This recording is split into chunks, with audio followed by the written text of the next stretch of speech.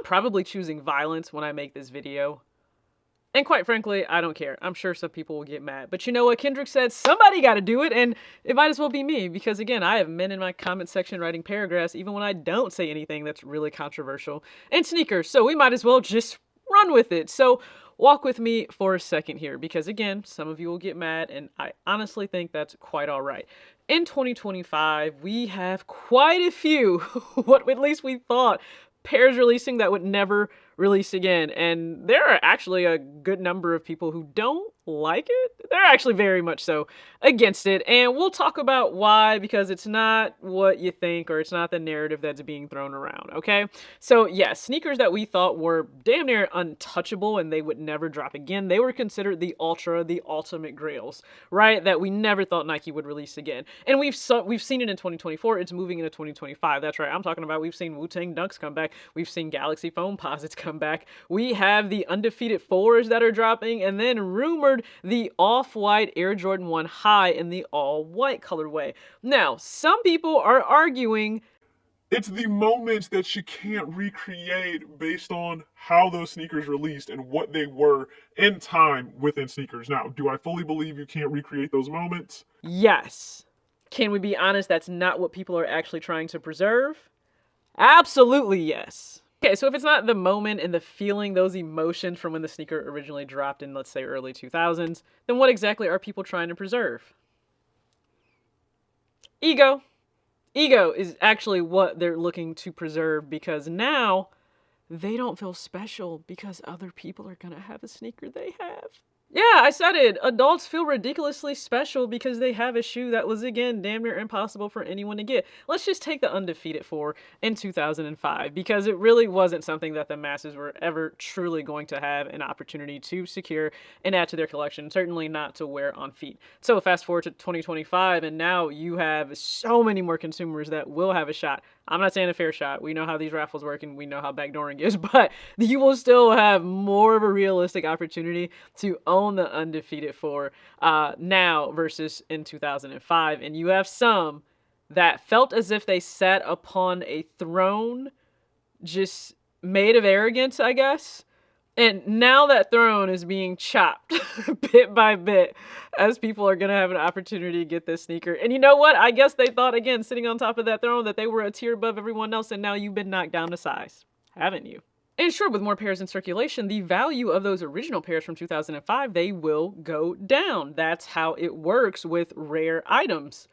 But you could never have actually banked on Nike never choosing to re-release this sneaker, because it's not your sneaker to make that decision on. It's theirs. And if at any point in time they choose to pull something out of the vault and drop it to be able to make money, that's what they can do as a business in this, capital economy. Like, why exactly are we not understanding that? You're like, how dare Nike do this? How dare they do something with their own product? Do you hear yourself? Let's get to the root of it, because if the only thing you're whining about is the value of the sneaker and you're devaluing the sneaker, Nike, if you drop it again, you're exposing yourself that it was never about the design, the story, none of it. It was absolutely positively never about any of that. It was simply about you having something that was worth a perceived ridiculous amount of money. Nothing more. And now that's all squandered, huh? Alright, so a perfect example on a sneaker being limited, but it truly being more about the story and just the connection you may have with that individual. So let's just go ahead and take a look, because Shake's third sneaker release, and I have that whole video up here, the Twilight Pack. It's truly about the hours and the time and the effort you put in those hours where no one is watching, no one is cheering for you. You have to do the work. And that's not just in sports, that's in everything in life. Whether it's creatively, it's professionally, it doesn't matter. It is truly a testament to life and how we have to continue to grind in the twilight hours to truly get to where we want to be and to be successful. So there was a third box. If you guys took a look in that video, I definitely showed the friends and family pack, but there was a third box. And do you know why? Because there was a friends and family pair. Now this was rare, and I'm talking super rare, okay?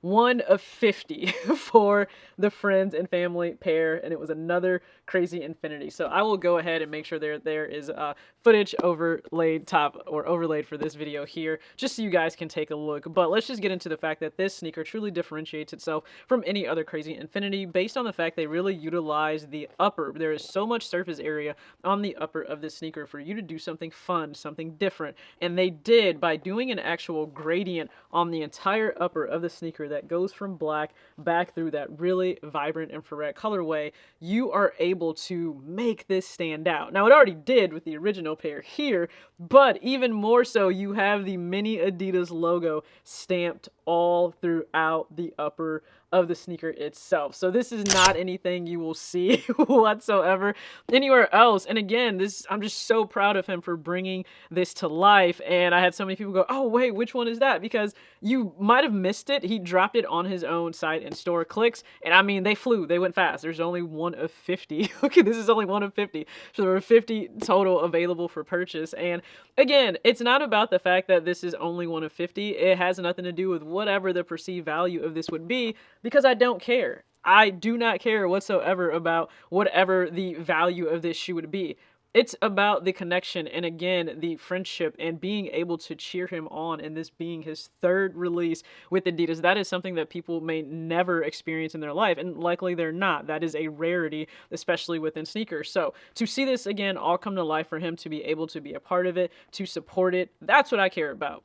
I'm the same way when these sneakers drop. I don't care if I'm the first or the last one to get it. Do I have my sneaker? Yes, then that's what's most important to me. It's not about any of the other things. So I think it's just always important to keep in mind when you say, "Oh, why this sneaker is important to you," if it's only based on the perception of its rarity or what the actual market value may be. How special is it really?